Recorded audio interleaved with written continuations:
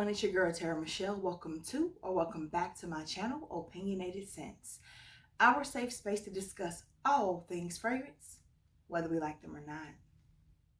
Today's video is going to be really laid back and easy breezy, and I'm going to be answering some questions, kind of like a perfume 101 for anyone who is just starting their fragrance journey, or they are in the middle of it and they're trying to make sense of the collection that they have accumulated already. I'm here to help you as best I can. Now keep in mind, these are just my suggestions. These are things I've come up with along the way, because it's most certainly not rules I have followed, as I did not build my collection in this manner. I wish I had, but I didn't. So let's go ahead and jump right into the video. First up is terminology. I'm going to go over a few of the questions that are commonly asked in my DMs on Instagram. And first, I'll start off with concentrations. So people often want to know, why do people say eau de toilette or eau de parfum? Like, where is that coming from? So that's about the perfume oil concentration inside of the fragrance that you're wearing. So for the majority of the lists that I've seen when talking about concentrations, it starts off with eau fraiche, then eau de cologne. Both of these two rarely have I ever, if I have ever, talked about on my channel. And then you move to the EDTs, which is eau de toilette. And then you have EDP, which is eau de parfum. And then you move to, I believe it's parfum after eau de parfum, where a parfum can also be called pure perfume or extrait de parfum. That's basically the highest concentration of perfume oil, which I think goes up to 40%. So when you have a higher concentration of perfume oil, that should mean that your fragrance is going to last longer and project more. Sometimes there are EDTs that are way more potent than other parfums, which shouldn't make sense by the calculations of what each category is supposed to mean regarding perfume oil concentration. But hey, it is what it is. I'm going to be honest and let you know, I only use EDT and EDP and things like that when telling you guys which one I'm talking about, just for reference, because there's a difference between the EDTs and the EDPs. So I don't really focus on the concentration in terms of guaranteeing me anything. There are some extrait de parfums that don't last at all, and I wonder if these people actually understand what extrait de parfum is supposed to mean. So usually you get to talking extraits or pure perfumes or parfums without the eau de in front, it's supposed to mean best, strongest, most highest in the concentration of perfume oil. But again, I digress. I say try everything on you. You might have perfume eating skin, and it just may not last. So again, I use those terms when I'm talking about specifics, so you know which I'm talking about. So that sounds crazy. So if I'm talking about either one of my hot coutures up there, I'm going to specify I'm talking about the EDT with the louder strawberry notes versus the eau de parfum, which has more of that almost cigarette smoke vibe to it, but it's not really cigarette smoke. I really got to figure out how to categorize that better, because if you're like me and just the thought of cigarettes or cigarette smoke just makes you nauseous, then that is not a good way to describe that perfume, because it's actually pretty amazing.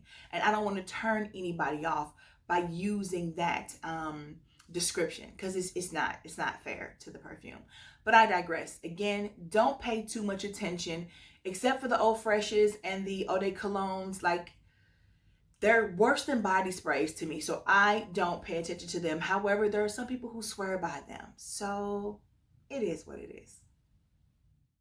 Another question I get asked often is, what is a flanker? So this one is really, really simple. You'll have an original fragrance released by a perfume house. So let's take Mon Guerlain. And then they're going to come out with another perfume with the same name, but differences in the juice and a little addition to the name. So that sounds a little confusing, but what I mean is, this is Mon Guerlain Eau de Parfum. Okay, they also have an Eau de Toilette formulation. They also have an intense formulation. So just look at these. This is the original. This is the intense. The juice is a little different. The color of the caps is a little different, but this Intense is a flanker of the Eau de Parfum. The Eau de Parfum comes first. So any other fragrance that you come out with and give the same name or part of the name, being the Mon Guerlain in this case, and you switch up notes a little bit. So where this one is more about the lavender, the vanilla, it's just a beautiful, beautiful fragrance, and the jasmine. This one here is a little more spicy, a little bit more complex, and a lot more powdery. So the original DNA of the original Eau de Parfum is in here, but with a twist. They don't smell alike. Sometimes with the other flankers, you'll have flankers that smell exactly alike because only one thing is changed. You have the original La Belle and then La Belle Le Parfum, where they switched out vetiver for tonka bean, I think, or was it vanilla for tonka bean? There's just one note difference between the two, according to them, but we always know there's more than just 3 notes in a fragrance. You have the diamonds from Trésor La Nuit. There was an original Trésor, and then they came out with Trésor La Nuit, and then all of these flankers, which is just perfumes with the same name and something added to it with different notes, but the DNA of the original is usually in it. Sometimes it's not, and it's a really good example when I say Trésor La Nuit. Ooh, child, please. The diamonds back here. So when you have Trésor La Nuit, Eau de Parfum, and then the EDT, and then you have the Caresse, there's like a Lumiere or a Luminesse. I don't have that one. And then there's Musc Diamant and À la Folie and Nude. When you get to Musc Diamant and Nude, and even À la Folie, you get further and further away from the original DNA. However, they are still flankers because they still share that first part of the name. So in this case, with the diamonds, it's the Trésor La Nuit part. And then there's a difference in the name. And then with the Mon Guerlain, they're all Mon Guerlain and then a different formulation or a different name, like Intense or Sensual or Eau Florale. So I hope that helped explain it a little better. You're dealing with a flanker. It's almost like a copy of the original with a little something extra or a little something different. Sometimes they just take something out of the original when they make a flanker. Either way, usually they try to stay close to the original DNA in some facet, but not always. I've also been asked about like the term diva mode or beast mode. So beast mode is usually used, more widely than diva mode. But when Lulu coined the term diva mode, I'm pretty sure it was because, like she said, we're not beasts. We're feminine. We're female. So she just wanted something cute for us. If it's diva mode, then that means it lasts all day. If it's beast mode, which is usually used for men's cologne or men's fragrances, it just simply means it lasts all day. It projects all day. It is just one of those fragrances that you can't get rid of once you spray it. Something else that I get asked in regards to that is, does every fragrance have to be diva mode or beast mode? The answer is no. You have situational fragrances. Now for me, I don't want a 1 hour to 3 hour fragrance for real. You have to be so stellar in your smell for me to play around like that, because I can get better, hours of longevity from a body spray at a fraction of the cost. So I do want you to last at least 4 hours. That's my minimum mark, okay? So I want to talk about situational fragrances, and this would be a perfect one. This is Dolce & Gabbana The One. I love this fragrance. It is the coffee note in this, guys. I live for this fragrance. However, this only lasts about 4 hours on me before I need to top up. So instead of trying to wear it to work and running through it very, very quickly because I have to top up 2 times, once or twice throughout the day, I think this is perfect for date night. That's what I mean by situational. So you can use this for date night because a date is usually, dinner and a movie or dinner and dancing. Around that 4 hour mark, you don't really need to top up. You don't want to smell too loud or be too cloying, because around that 4 hour mark, usually it's time to start winding down, whether you're going to just go your separate ways or invite them up. Perfume, newly added perfume, isn't a necessity at that point. I don't think. He smelled you enough throughout the night. You guys know where it's going or where it's not.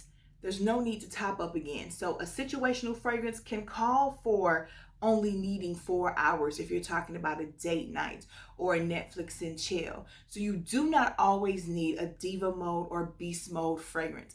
Some people do. They want every fragrance to last 26 hours. Fine. For me, no. Sometimes 4 hours is perfect. Last but not least, when it comes to blind buying, I've been asked so many times what that means. Now, blind buying simply means that you're going to purchase a perfume you've never smelled before. I know that blind is usually used with sight, but it's nose blind in this case. You've never smelled the fragrance. You're buying it because of all the hype on YouTube, or because you saw a commercial and you liked who was in it. You know, like La Vie Belle with Julia Roberts. Some people simply bought it because she was the face of it, and that's completely understandable. I get it. But to blind buy a fragrance means to purchase it without ever having smelled it. Now, I've also been asked this question, but with a twist.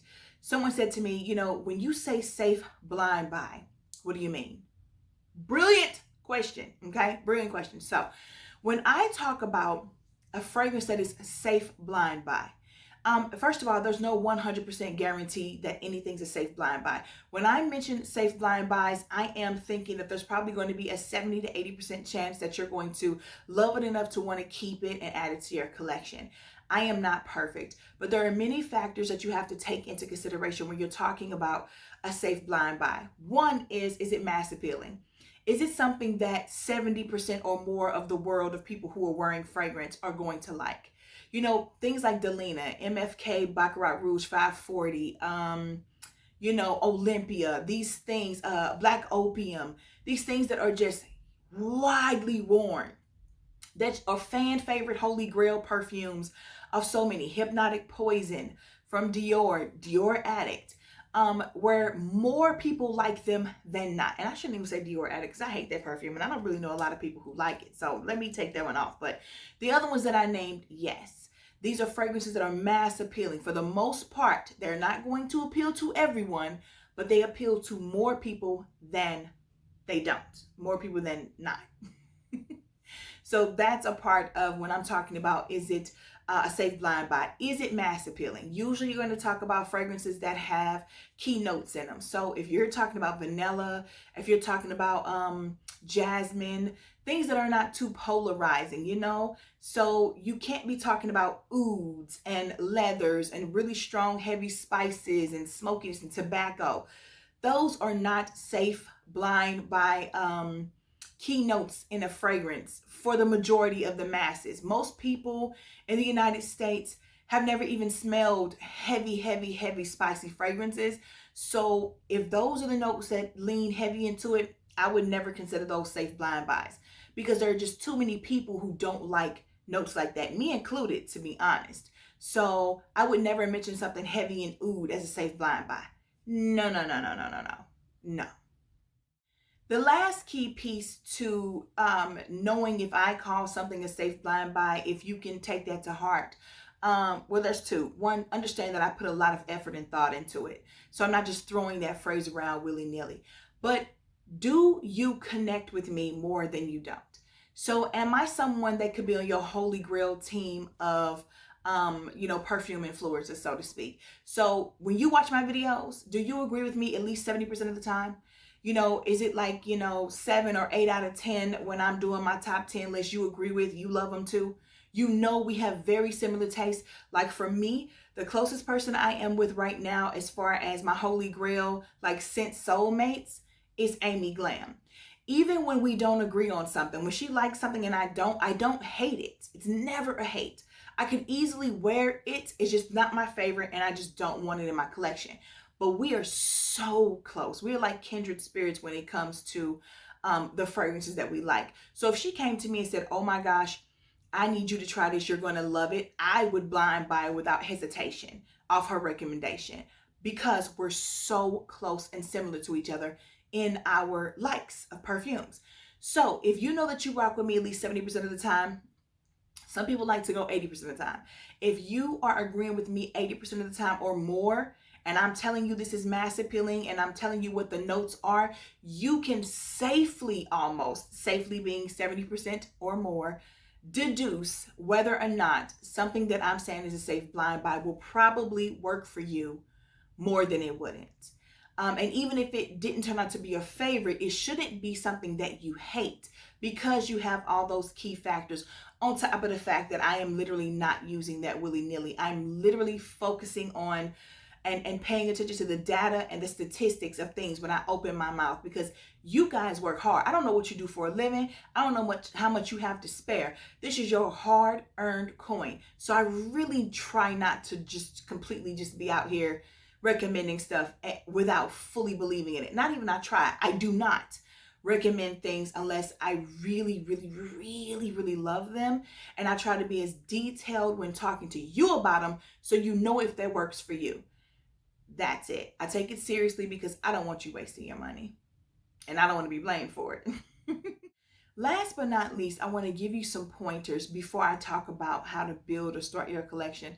I want to give you some pointers about starting a YouTube channel, because I also get these questions often. I just have a few pointers for you. Number one is always, always, always be authentically yourself. Do not follow me or other influencers like us so much that you copy and mimic everything that we do. That's not authentically who you are, and people are going to see through it. Be authentically who you are, and your people will find you. Greatest words ever spoken to me by another influencer. Her name is Winter Michelle. So be authentically who you are. Number two is always give credit. If you are doing someone's video, if you're doing somebody's tag, mention them in your description box. Even if you only have 2 subscribers at the time and you can't tag people yet, you can easily copy and share their video in your description box. Always give credit. It will make you friends here. And it's good to be a good person. Just be a good person.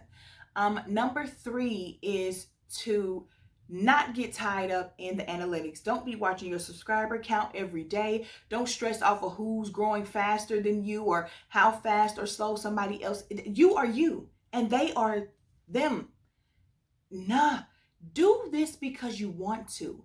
It should be a hobby. It should be fun. If it becomes work, then why are we doing it? Unless you're quitting your career and making this your job, which most of us are not, this should be fun. Keep it fun. Do not let it stress you out. That's not what we're here for, okay? And keep in mind too that there's a lot of work behind the scenes, from editing to doing your descriptions and things like that. And also, you can be using your app for YouTube as well as YouTube Studio and still miss comments. Like, there are so many glitches and things that happen. You have to log into your PC to try to catch the rest that you've missed the other 2 ways. And then sometimes 4 months later, some stuff will still pop up. Just try your best to reply to all of your subscribers. They should know your heart and your personality and know you wouldn't intentionally ignore them. But there are a lot of glitches. You will get unsubscribed from people. People will get unsubscribed from you. Comments get deleted all the time and nobody's even cursing. Like, I do not know what's going on with the algorithm or YouTube, but there are so many hiccups. Don't let it frustrate you. You can only control what you can control. And last but not least, stay away from the drama and toxic people. If you don't like what people are doing on their channel, you do not have to watch them. But you definitely don't have to make all these videos talking about how much you don't like what other people are doing. That's for what? Focus on what you have going on and put up the content that you like. When you find yourself around negative or toxic people, remove them from your space. Don't let anyone come in and try to tell you how to run your channel, what you should or should not be doing. There are people who will help you, like, and say, hey, use this editing software, or hey, use this lighting. But I'm talking about, you know what I'm talking about. Do not get caught up in other people's stuff. It's really easy to find yourself turning negative like that.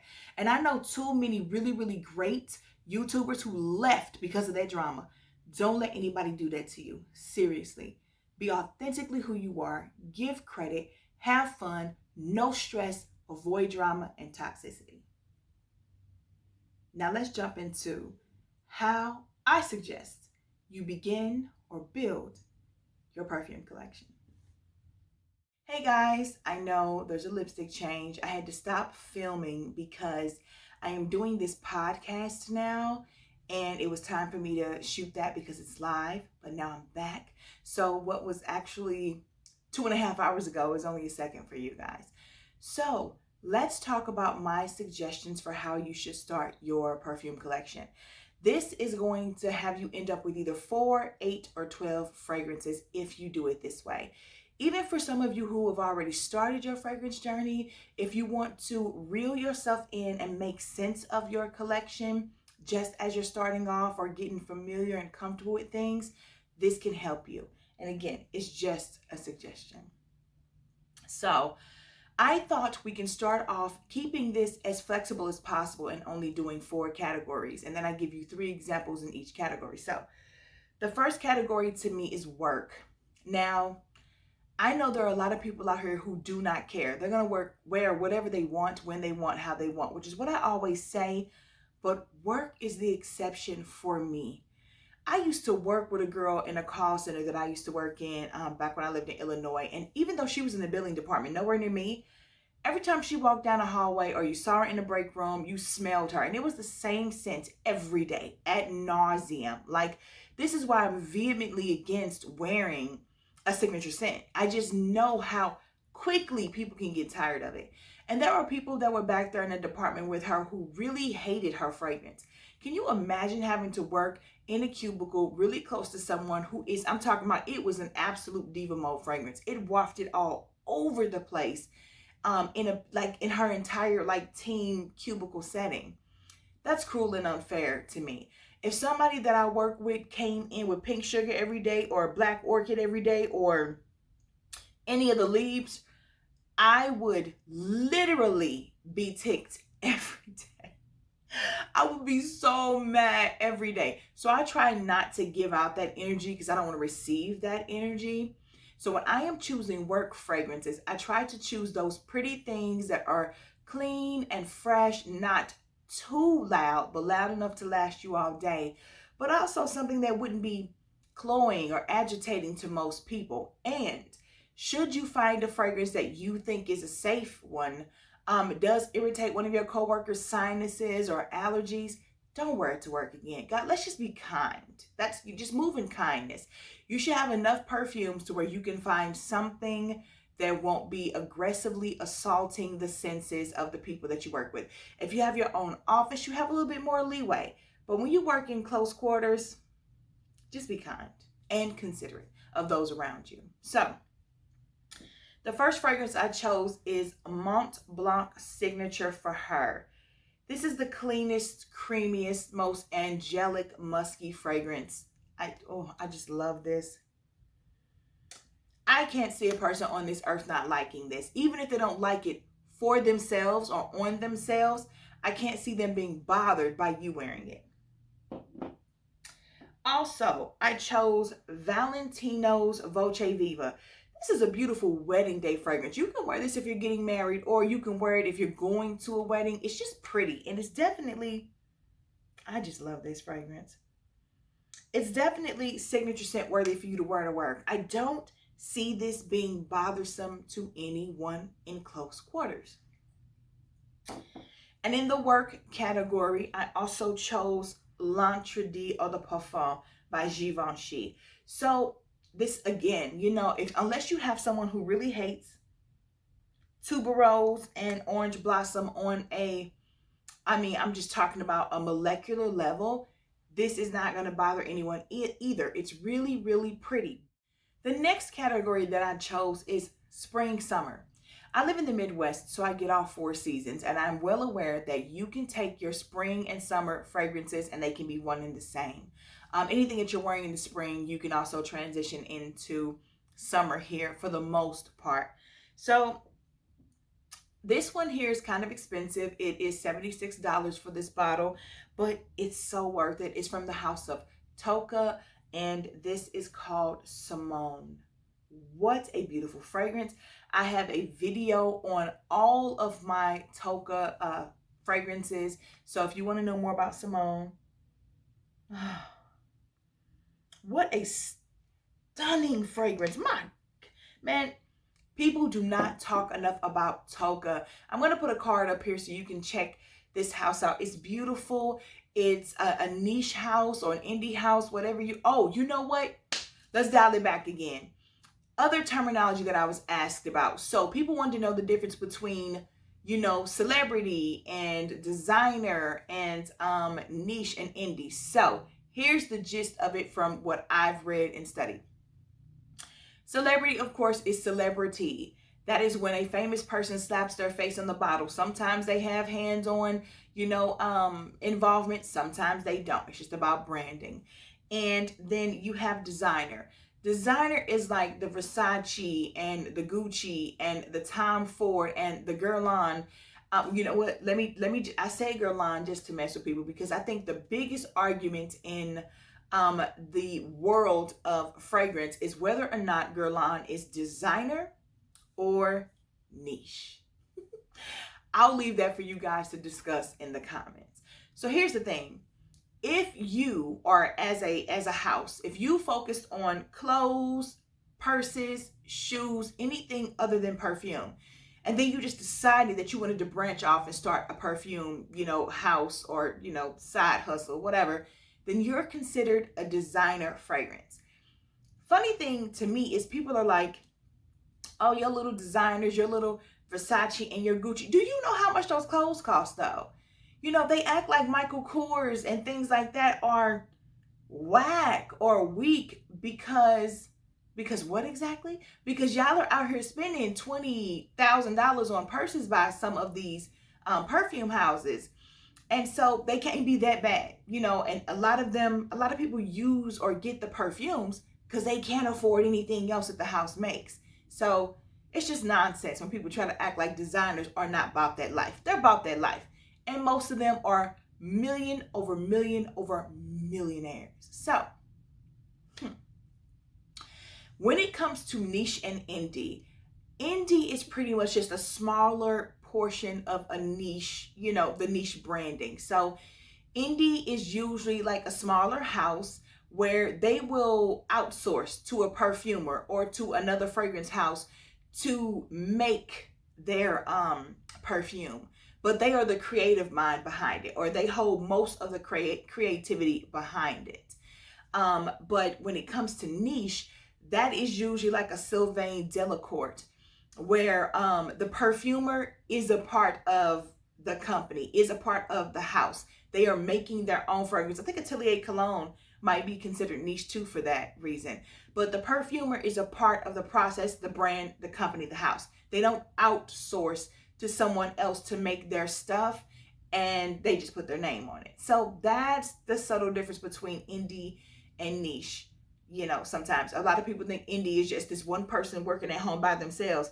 Actually, if it's their company, then that one person company is actually niche, not indie. They tend to term indie by them usually outsourcing for a perfumer, paying an external perfumer or an external house to create their vision, basically. Okay, now let's get back to the spring and summer fragrances. So this is Dossier, which is an inspiration house. This is Powdery Hawthorne, which is inspired by Tom Ford's Metallique. I'm obsessed with this fragrance. I just got this fragrance this year. Let's talk about this dent. With a collection my size, to put a dent this big in says you're really wearing the fragrance. I love this fragrance. And then last but not least, we have Chloe Nomad Eau de Toilette formulation. This does not have any patchouli. So if you really, really like the original, but you want something that's just a little brighter and much fresher, then the Eau de Toilette formulation is definitely the way to go. My next category, my third category, is fall winter. Again, interchangeable, as long as you're not living someplace where your falls are just super hot the majority of the time. And if it is, you need to find those fragrances that transition well from your falls to your winters. So for me here in the Midwest, I chose Velvet Vanilla by the House of Mazzolari. You guys have heard a lot about this bubblegummy tuberose lately on my channel. I chose one of the sexiest perfumes ever made. This is La Belle.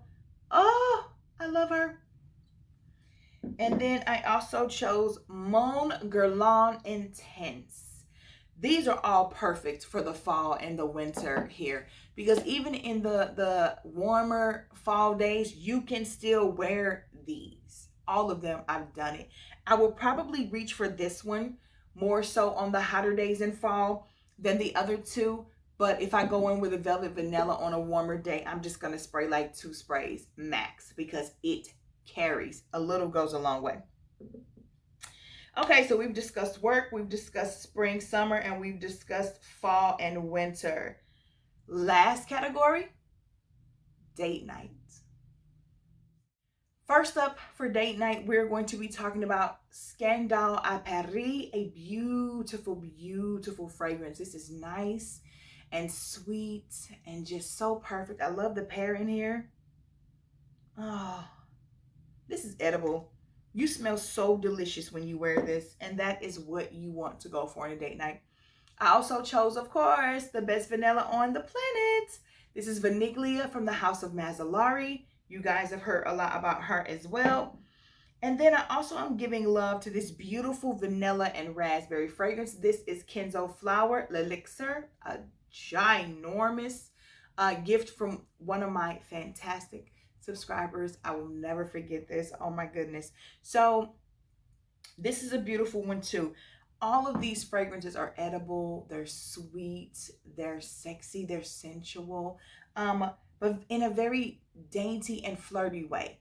Yes, they can be sensual or sexy. It's all about your vibe. It's all about what you're dressed like, the energy you're giving off. These are just perfect for date night, no matter what. Now, the beautiful thing about this is these fragrances are interchangeable. So you can also use the ones from my fall winter and have those be date night as well, especially if it's cool enough. The same with the date nights. They can be worn in the fall and the winter as well.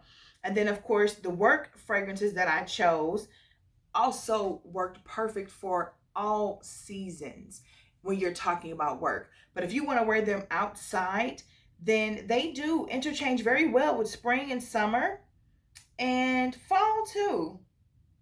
Could I wear? Yes, I could absolutely wear L'Entrée and Voce Viva on a date night. Not so much Mont Blanc unless it was a blind date and I didn't know which way it was going.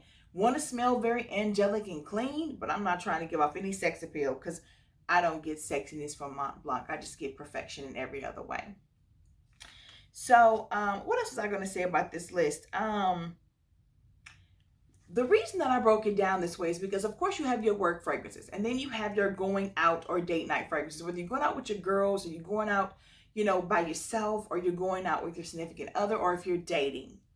Great categories. But with the spring and the summer, this is for when you are not at work. This is when you're hanging out with your friends. You're going to barbecues. You may be going to the gym. You're going to run your errands. You're just doing everyday things. The same with fall and winter. So that's why I split the categories like that. I wanted to give you work. I wanted to give you date, playtime, but I also wanted to give you every other day regular schmegular fragrances. I know this video was all over the place. There was a lot going on. I hope you were able to keep up. Keep in mind, I would love to have questions from you guys. Leave them in the comments and I will answer them as best I can. This was fun. It's nice to think about what I wish I would have known in starting this. And I think that somewhere in between 4 and 12 perfumes is a beautiful collection, especially if all of the fragrances are things that you absolutely love. And then as you use them throughout the year, you can just rotate in new things. Like, that's so much more manageable than this beautiful situation behind me, which can be a little bit overwhelming. So I plan to get my collection down to 20 eventually, probably in the next 5 years. And that 20 bottle collection, man, I can't wait to curate it. It's going to be perfection. If you're still here, please click the like button on this video. And also consider subscribing, joining the Terra Squad. I love to have you here. And then click that notification bell so that you never miss any of my future uploads. I've asked quite a few questions already in the comments. Want to hear all about it from you guys. Most importantly, if you want to share with us how you build or curate your collection, whether it was totally the wrong way like I did. To me, this is absurd, but it's fun absurd for me. I'm here now. Can't do anything about it. Or if you like some of my ideas and my suggestions and you think you're going to go that way, we can talk about that too. Anyway, guys, thanks so much for spending your time with me. See you in the comments. And until then, bye.